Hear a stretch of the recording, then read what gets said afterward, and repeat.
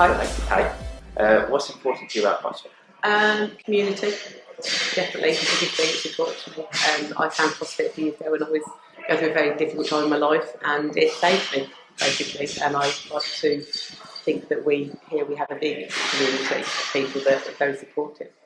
And you know, it doesn't matter what's going on in your day-to-day life, which is stepping here, everybody's kind of on the same footing. It doesn't matter what's going on in your day, stepping here and just make everything better. My happy place, and I think a lot of other people's happy place as well. So.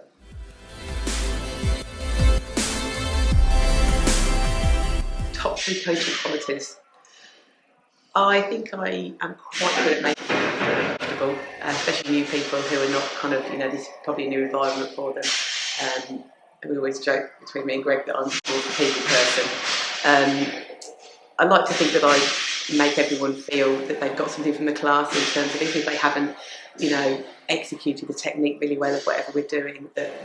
My big thing that I try and get our coaches to do is everybody should leave feeling awesome. For want of a slightly less cheesy word, that people step out gym going, oh yeah, I got that from that today, or I feel good because I, you know, worked a bit hard, or because Bonnie noticed that I was doing something well. So that's sort of making people feel good about themselves, making sure that everybody gets something from the session, making everybody feel noticed. And I talk too much, but I think sometimes that puts people at ease. One of my favourite coaching qualities, I don't do very well myself sometimes. I like people that are concise.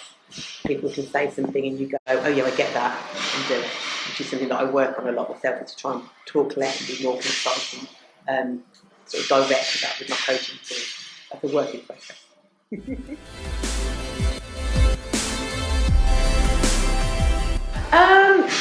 I think a lot of people, I'm a single mum with 4 children, and a lot of people sort of say, I don't know how you do that, and honestly I don't know how I do it some days, but the training keeps me sane mentally and keeps me well physically, and I'm a big believer in that kind of mind and body connection, and I think a lot of people that come here get that after a while. They get that they feel strong and confident with their physical body, that it puts all the other stuff into place as well. And I think that I don't give up. I quite often try and jump in. I do a lot of training on my own, just with the nature of running the business and coaching a lot. I like to jump in classes and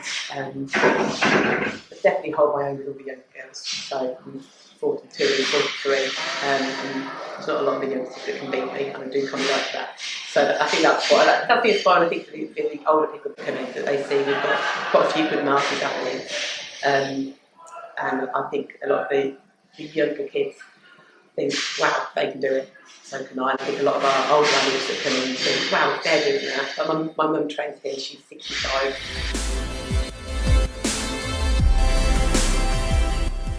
Auntie Bonnie's got bigger muscles than Uncle Daz. When I grow up, I don't want to be a skinny girl with big boobs. I want to be like Auntie Bonnie, be like a superhero. And I was just like, that's the nicest thing anyone's ever said. Because I think there's a lot of pressure on young girls and boys to be a certain way. And I think it's really nice that, you know, a 10-year-old and an 8-year-old look at me and think, yeah, I want to look like that. Because I'm not skinny. I'm not, you know, you typical sort of, you know.